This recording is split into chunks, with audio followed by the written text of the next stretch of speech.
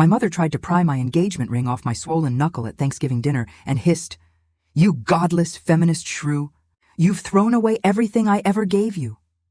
When my fiancé begged her to stop, she just screamed, "You ruined my daughter. She was supposed to be clean." I didn't say a word. That was 8 months ago. This morning, she was begging to take it all back. My mom is the most profoundly backwards person I have ever known. From the time my sister Sophie and I were little, she ran what we privately called the Stepford Academy. Every single day was a lesson in becoming the perfect wife. We had to walk around our house with a yardstick tucked into the back of our dresses to maintain perfect posture while carrying trays of glasses filled to the brim with water. If we spilled a single drop, we were on our hands and knees scrubbing the entire kitchen floor with a rag. Our bedtime stories weren't fairy tales. They were us practicing phrases in the mirror like, "Whatever you think is best, my love. And I'm so sorry. I shouldn't have spoken out of turn." While I always felt a coil of disgust tighten in my stomach, Sophie was Mom's prize pupil. By 15, she was getting up early to iron her boyfriend Trevor's shirts before school and packing him lunches with little notes that said things like, "My only purpose is to make you happy." And my mom, instead of being horrified that her teenage daughter was acting like a 1950s house slave, bought Sophie a $1,000 Le Creuset cookware set as a reward. Even though I hated the life my mom envisioned for me, I still craved her approval. So I poured myself into school. I ran track, joined the debate team, was on a first-name basis with every teacher. When I got my acceptance letter to Vanderbilt's business program, my mom was the first person I showed it to. "That's nice, honey," was all she said, her eyes barely scanning the page. "But I really wish you'd put this much energy into finding a nice young man to build a home for." Then she dropped the letter into the kitchen trash, can on her way to the sink. The real breaking point came about a week after that. I came home from school and found Sophie in the kitchen, a blooming purple-black bruise around her eye poorly hidden with cheap concealer. When I tried to ask her what happened, she actually let out this little tinkling laugh. "Oh, this? Trevor just gets a little passionate sometimes. It's actually kind of romantic. It means he just loves me so much he can't control himself." That's when I knew I'd truly lost her. But if that was the kind of thing that made my mother proud, I figured I should at least try to give her what she wanted. Just once. That summer before I left for college, I dated the absolute worst guy I could find, just for a single approving nod. My boyfriend Kyle would demand to see my phone, told me my friends were a bad influence, and made me share my location with him 24/7. I knew it was all kinds of wrong, but when I brought him home for Memorial Day weekend, my mom's face lit up like a Christmas tree. She actually hugged me for the first time in what felt like years. Fast forward 4 years. I graduated with a degree in finance. I'd spent months in therapy, and I'd found an incredible partner, Leo. He was the oldest of 3 sisters and treated me with a kindness that felt like a foreign language at first. He listened when I talked. He made me belly laugh. He planned every single one of our dates. So when Thanksgiving rolled around, I was actually excited. I thought maybe, just maybe, my family would finally see how happy I was. He kept squeezing my hand in the car, telling me everything would be okay, that my mom would love him. For a second, I let myself believe it. When I knocked on the door, I felt more confident than I had in my entire life. But Sophie was the one who answered, and she looked like a ghost. New bruises, smudged with that same cheap concealer, a slight limp she was trying to hide. My heart cracked right down the middle, and I guess hers did too, because the second she saw Leo take my coat from me, she gasped. "Oh my God, Clara, you're emasculating him in front of everyone." Leo politely introduced himself and mentioned how proud he was of my recent promotion at work. That's when my mom's fake smile dissolved into pure, unfiltered rage. "A real man doesn't let his woman outshine him," she hissed, grabbing my wrist so hard I knew it would leave marks. And that's when she saw it, my engagement ring. "You godless feminist shrew!" she screamed, her voice echoing off the dining room walls. "You've thrown away everything I ever gave you." She started yanking at the ring, trying to wrench it from my finger. Sophie rushed over and grabbed my shoulders, holding me still while Mom kept pulling. It was so hard my finger was turning a deep, terrifying purple. Leo immediately dialed 911 while trying to pull them off of me. You'd think at this point my parents would realize they were literally assaulting me, but no. My mom grabbed a carving knife from the turkey platter and lunged at Leo. "You ruined my daughter. She was supposed to be clean." Meanwhile, my finger felt like it was being twisted off at the knuckle, and I couldn't stop screaming. Luckily, the cops got there fast. By the time the paramedics had a look, My finger was dislocated, with a deep gash from the ring being forced over the joint. After the shock wore off, all that was left was white-hot fury. My mom kept calling. Leo was apologizing for embarrassing me, asking if I was sure I still wanted to be with him. But all the noise just faded into the background. I was going to be with Leo, and I was going to make my family back off, and make them back off I did. I blocked every number. Mom, Sophie, even distant aunts who might try to pass along messages. Leo helped me change all my passwords and set up new email accounts. My hands trembled as I deleted years of photos from my phone, but each press of the delete button felt like severing a cord that had been choking me my entire life. The first week was quiet. Too quiet. I buried myself in work, staying at the office until late, just to avoid the silence of my own thoughts. My finger still throbbed, a constant reminder. Leo had bought me a simple silver chain, so I could wear the ring around my neck until the swelling went down.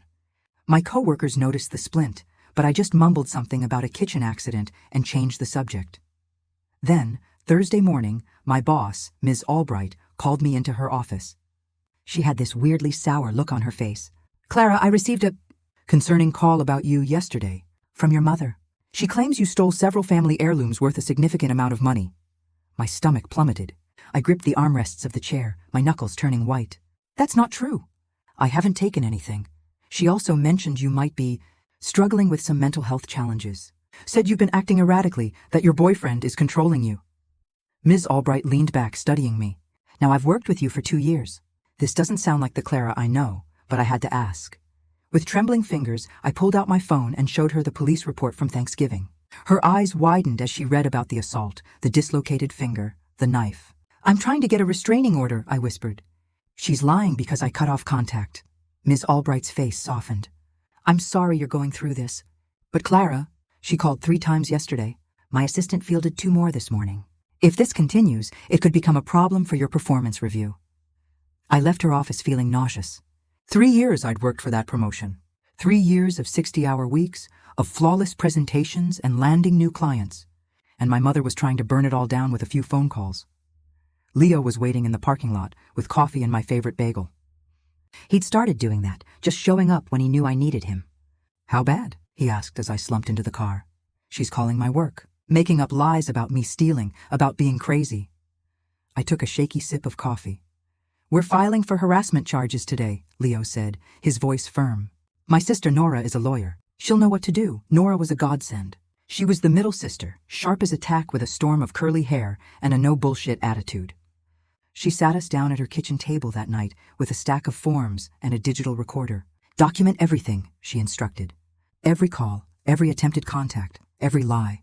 We're building a paper trail." I spent hours writing it all down, dates and incidents, while Nora organized it into neat legal folders. Leo sat beside me, his hand on my back, a silent, steady pressure. By the time we were done, we had a 20-page document that showed a clear pattern of escalation going back years. "This is good," Nora said, scanning the pages. "We'll file first thing tomorrow." But my mother escalated faster than the legal system could move. Saturday morning, I woke up to a pounding on our apartment door. Not knocking, pounding. Leo checked the peephole and immediately pulled me back toward the bedroom. "Stay here." "It's the police." My heart hammered against my ribs as he went to answer. I could hear muffled voices, then Leo's, loud and clear. "No, she is not being held against her will. This is harassment." I threw on some sweats and walked out to find 2 officers in our living room. The older one looked bone-tired. "Ma'am, we received a report that you're being held hostage. Your mother says your boyfriend is abusing you." "She's lying," I said, my voice steadier than I felt. "I have a police report from where she assaulted me on Thanksgiving. She dislocated my finger trying to steal my engagement ring." I showed them the report, the photos of my hand, the documentation Nora had helped us prepare. The officers exchanged a look. The younger one actually sighed. 3rd wellness check this week that turned out to be family drama. "Ma'am, you might want to look into a restraining order. We're working on it," Leo said tightly. After they left, I couldn't stop shaking. Leo made tea while I sat on the couch, wrapped in a blanket his grandmother had knitted. "She told our neighbors I'm abusing you," I whispered. Mrs. Gable from across the hall was watching through her peephole when the cops came. The next few days were a blur. More calls to my work, more visits from the police. My mother had apparently started a neighborhood watch of her own, spinning sob stories about her poor lost daughter trapped by a manipulative man. Mrs. Gable started avoiding my eyes in the hallway. The guy from 3B asked Leo if everything was okay at home with a look that said he was ready to step in. Then Sophie started calling. Not my number. She knew I'd blocked her. She called Leo's phone, leaving these rambling voicemails that he'd play for me on low volume. Clara, this is all your fault. Trevor left me. He said our family has too much drama, that it makes him look bad. You ruined everything. If you just played along, none of this would have happened. Her voice was slurred, thick with alcohol and resentment. You think you're so much better than us with your fancy degree and your feminist boyfriend. But you're going to end up alone, just like me. Trevor was the only man who would ever love me, and you drove him away. I wanted to scream that Trevor was an abuser, that she was so much better off without him. But what was the point? She'd made her choice years ago. The harassment charges were filed on a Tuesday. The clerk at the courthouse whistled softly when she saw our stack of evidence. But filing charges just made my mother more creative. Thursday afternoon, Miss Albright called me in again. This time she looked genuinely worried. Clara, I need to tell you something. Your mother has been calling other departments. She told accounting you've been embezzling funds. She told HR you're selling drugs in the parking lot. She even called our biggest client, Omnicorp, claiming you've been stealing their data. I sank into the chair, the floor dropping out from under me. I'm so sorry. I have harassment charges filed. I'm trying to make her stop, I know. I've spoken to legal and they're aware. But Clara, she paused, choosing her words carefully. The promotion committee meets next week. This kind of disruption, even though we know it's not your fault, it doesn't look good. I left work early, sitting in my car in the empty parking lot, trying not to cry. 3 years of my life's work, about to be torched because my mother couldn't stand to see me happy. When I got home, Leo was on the phone with Nora, his face grim. She started telling people in your hometown that you joined a cult. My mom just got a call from her hairdresser asking if it's true that I'm some kind of cult leader who brainwashed you. I laughed, but it came out as a choked, hysterical sound. A cult. That's her explanation for me not wanting to be her puppet. Apparently, feminism is the cult, Nora said through the speakerphone. She's telling everyone you were indoctrinated by radical professors at Vanderbilt, and Leo is your handler. The calls kept coming. The lies got wilder. My mother claimed I was on drugs, that I was pregnant with another man's baby, that Leo was forcing me into prostitution. Each story was more insane than the last, but people listened. People always listen to a crying mother worried about her daughter. My promotion was officially postponed. Ms. Albright tried to be supportive, but I saw the strain in her face every time her assistant had to intercept another one of my mother's calls. Security had to start screening all incoming calls to my department. The main receptionist started recognizing my mother's voice and hanging up immediately. Then came the wedding plans. Leo and I had decided on a simple courthouse ceremony. After everything, a big wedding felt like sending out engraved invitations to a disaster. We picked a date 3 months out, filed the paperwork quietly, and told only his sisters and a few close friends. But somehow, my mother found out. I was at my desk when Nora called, her voice tight with fury. Clara, does your mother have a cousin who works at City Hall? A guy named Gary? My blood ran cold. Cousin Gary. He works in records. Well, Cousin Gary just became an accessory to harassment. Your mother knows your wedding date, time, and location. Leo picked me up from work. We drove straight to the courthouse to see if we could change the date, but the clerk just shook her head. You'd have to reapply, pay the fees again, wait another 3 business days. And if someone's checking the records, they'll just find the new date, too. We sat in the lobby, the air thick with unspoken fear. Eloping felt like running away. Having security at our own wedding felt insane. We stick to the plan, Leo said finally, his jaw set. Let her show up. Let her make a scene. It's just more evidence for the restraining order. But I knew my mother. A scene was exactly what she wanted.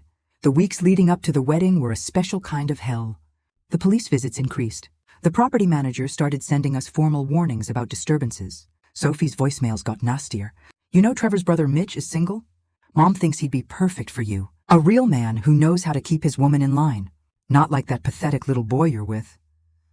I played the message for Nora. She just shook her head. Save it. The judge needs to hear this. Work was my only escape, but even that was tainted. I'd catch coworkers whispering, see the pitying looks. 2 weeks before the wedding, Leo's parents offered to let us stay with them. His mom, Carol, said gently, You both look like you're about to collapse. We packed a bag and moved into their guest room. It felt like hiding, but at least there were no 3 a.m. wellness checks. But my mother found other ways. My work email started getting flooded with responses to job applications I'd never sent. Apparently, I'd applied to work at every strip club and adult entertainment venue in a 50-mile radius. The emails were graphic. HR had to get involved. The applications were sent from an IP address registered to your childhood home, the IT guy told me quietly. You might want to change all your passwords. Again. A week before the wedding, Ms. Albright called me in one last time. Clara, I'm going to be straight with you.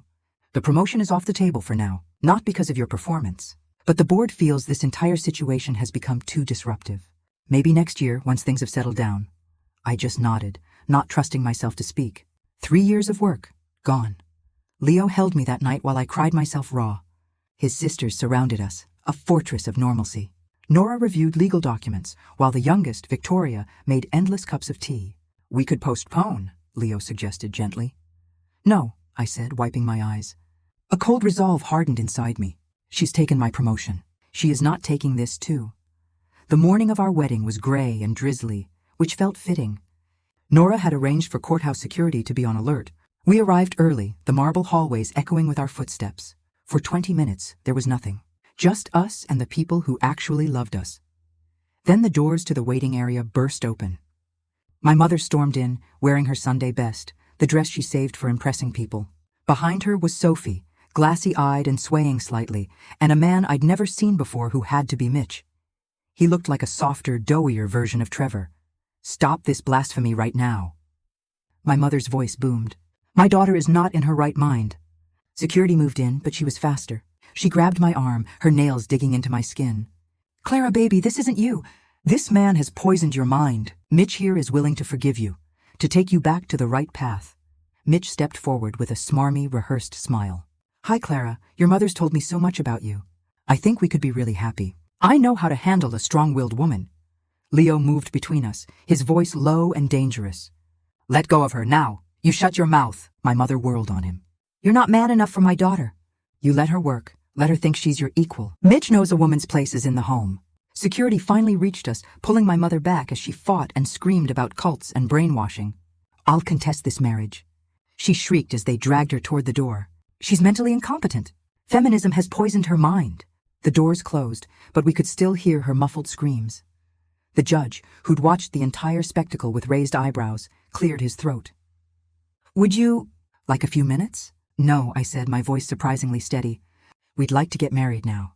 The ceremony was short and sweet. When the judge pronounced us married, I felt something inside me finally click into place. Not broken, but whole. We were walking out when Nora's phone rang. She listened, her face going pale.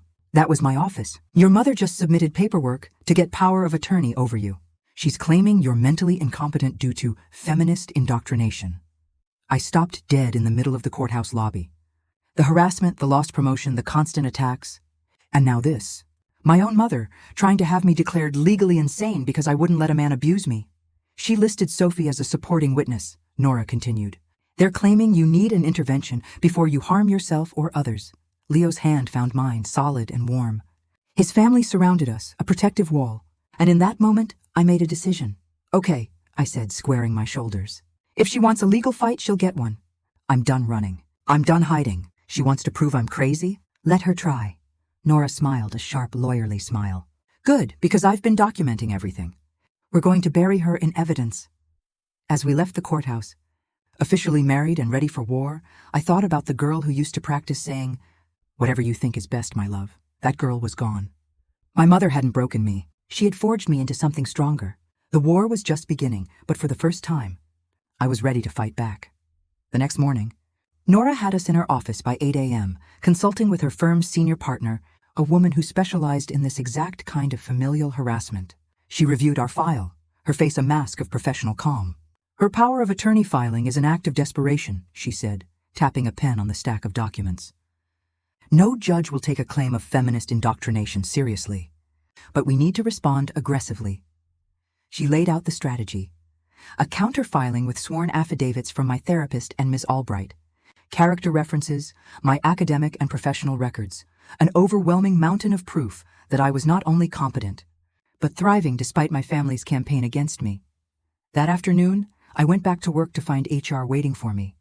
My stomach clenched, but the head of the department, a woman named Janice, had a surprisingly kind expression. Clara, our IT security team, finished their investigation. They confirmed those inappropriate job applications were sent from your mother's home computer. We're pressing charges for identity theft and cyber harassment on your behalf. Relief washed over me, so potent it almost made me dizzy. And for the record, Janice added, your mother and sister are permanently banned from the premises. If they set foot on this property, security will have them arrested for trespassing. But my mother was always 2 steps ahead. 3 days later, I was in the middle of a quarterly presentation to our biggest client when the conference room doors burst open. It was my mother, with Sophie trailing behind her, looking hollowed out and desperate. There she is, my mother announced to the room of stunned executives. My poor brainwashed daughter. We're here to save you, honey. The 2 clients, older men in expensive suits, just stared. I stood there, frozen, the presentation remote slipping from my fingers. Clara needs help, Sophie added, her words slurring.